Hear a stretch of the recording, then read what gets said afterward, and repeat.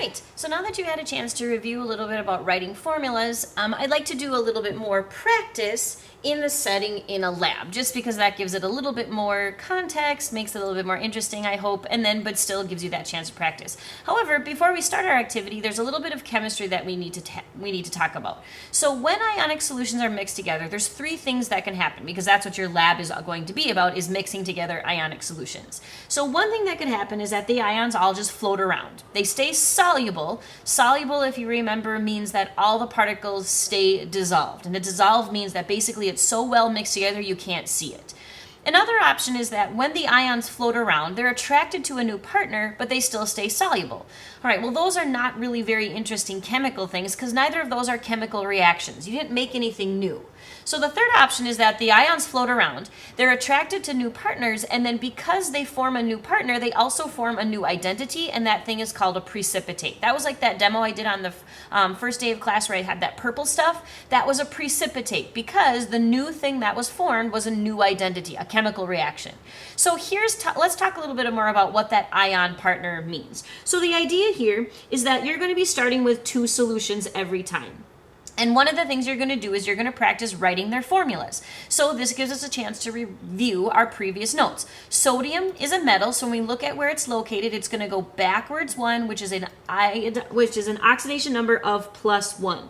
So sodium is going to have a +1 oxidation number, Na+1. And then sulfide, that tells us to look at the element closest to sounding like sulfide. Well, if you remember from before, that's sulfur. An oxidation number of -2 because it is trying to gain electrons to be stable. So Na+1, sulfur -2. The way it looks right now, I don't have enough positive to balance out my negative, so I need more of that. So if I have another one, Na+1, total, that +1 and that +1 equals +2. That balances out my sulfur -2, so I end up with Na2S. That's my first chemical. My second chemical, here's one of those examples where lead is in sort of the middle, and so because of where lead is located, it's a little bit hard to make the prediction about whether it's going to gain electrons or lose electrons. So it turns out that we give you a clue by giving you this Roman numeral. So lead, if you just remember seeing it, lead was a Pb. The symbol comes from a different language. For plumbum is actually where it comes from. The 2 means it has a +2 charge. So then we can just get it right from there. We don't have to figure it out. Nitrate tells us we're looking at the peat sheet. So when you look it up on the peat sheet, you'll see that NO3 has a -1 charge.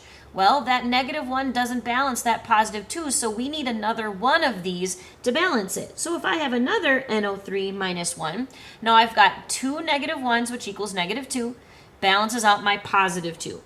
So then for my answer, I just had 1 Pb, but I need to keep this whole thing together, so I'm going to put parentheses NO3 with then a 2 outside to say I needed 2 NO3s to balance my Pb. Okay, so that was a review from the last thing.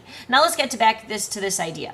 When I take sodium sulfide and I take lead nitrate and I mix them with water, water actually makes them dissolve by splitting up the ions. So all the ions I have present are 1, 2, 3, 4. So those are the 4 ions. Let's go ahead and fill them in. I've got sodium, which is a +1. That's what makes it an ion, is that it has a plus charge or a negative charge, like sulfur, -2. But then I also have my 2 from lead and nitrate. So Pb +2, there's an ion because it has a charge, and then nitrate, NO3. So the next thing that can happen is when these 4 ions are floating around in water, sodium, which is positive, used to be attracted to -2 sulfur, but maybe sodium is more attracted to this chemical, which is negative, so it's attracted, but maybe it's more attracted. That's what I mean by find new ion partners. And maybe the lead is more attracted to the sulfur than it used to be to the nitrate, and so then you get 2 new compounds. Well, sodium is a +1, nitrate is a -1, so they actually end up being a perfect match. NaNO3, no charges, no parentheses. And then Pb is attracted to sulfur. They happen to also be a perfect match. And so when they come together, we always put the positive one first. So we're going to put Pb and then S, being picky about capital letters and lowercase letters because that matches the actual symbols. So now I've got 2 new compounds. Now, the next piece of this that you're going to be dealing with is that you're going to be doing this, every example that you do in the lab will give you a precipitate. But what you're going to do next is you're also, in addition to writing the formulas like we just did, you're also going to use your solubility chart, which is on your Schoology main page, number 12. So what you can do is you can actually look up to figure out, well, which of these was the precipitate? Which one was insoluble? That's precipitate.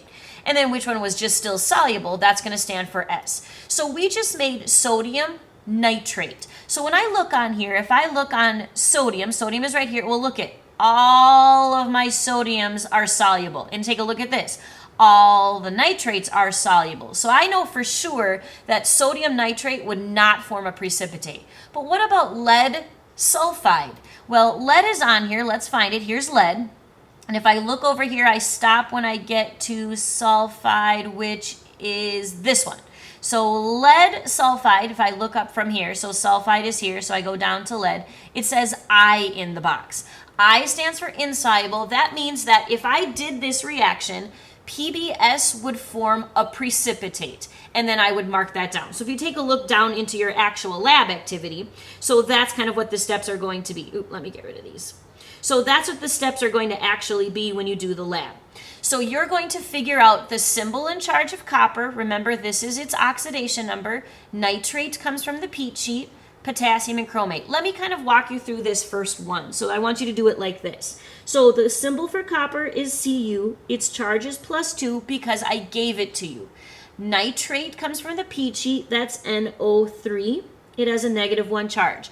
Now you can figure out what the formula is and you can write that in.